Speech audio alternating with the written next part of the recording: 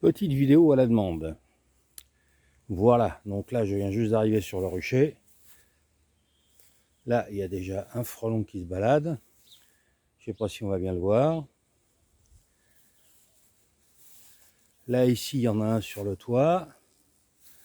Voilà, il se balade derrière les ruches. Ici il y en a deux.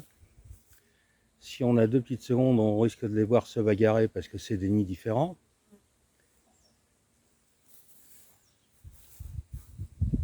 C'est pas évident, ils vont très très vite.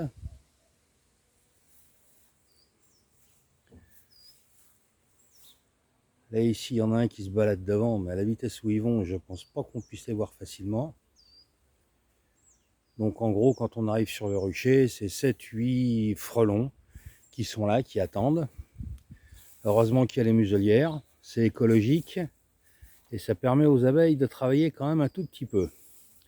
Là maintenant, au scandale, la bouteille qui est remplie de frelons, voilà, et il n'y a que des frelons dedans, il n'y a rien d'autre. On va essayer de la sortir.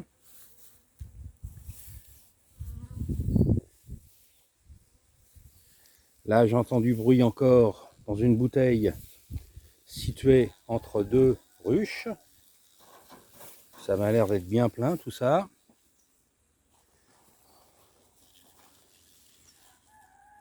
Voilà.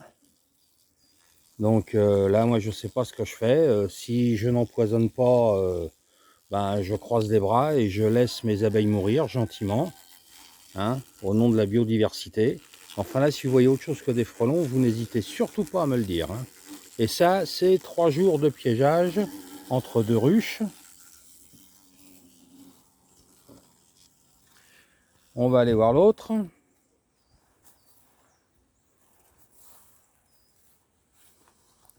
Voilà, ce qui tue la biodiversité, soi-disant. Voilà, je ne sais pas si je peux avoir une bonne image. Alors ça, c'est des bouteilles qui ont 3 jours à peu près. Hein. Je dis à peu près une centaine de frelons, c'est un strict minimum. Voilà, j'ai 3 bouteilles comme ça qui sont disposées entre les ruches. Alors pour en venir au fipronil, dans une boîte de fipronil, il y a 3 doses.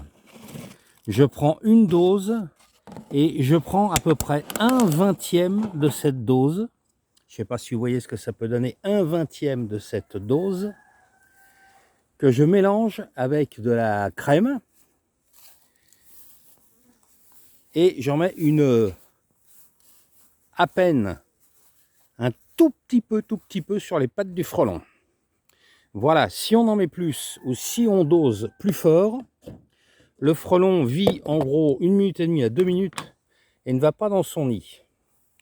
Voilà, donc là j'ai ma petite bouteille, j'ai mon petit badigeon, mon filet pour attraper les frelons et dès que je les attrape, un tout petit peu de ce produit sur les pattes pour qu'ils regagnent la ruche.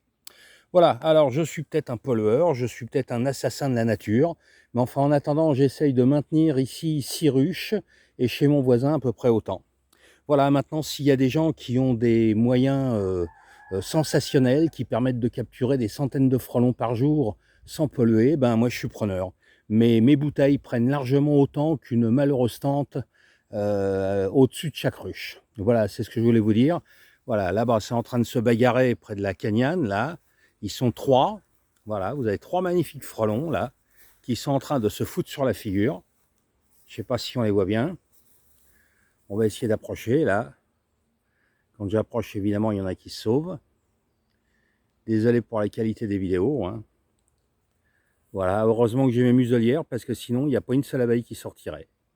Le frelon serait au ras de la planche d'envol, et il n'y a pas une seule abeille qui sortirait. Voilà, donc on va se remettre un petit peu au boulot. On va essayer d'en attraper une trentaine et une quarantaine. Légèrement leur mettre du fipronil sur les pattes.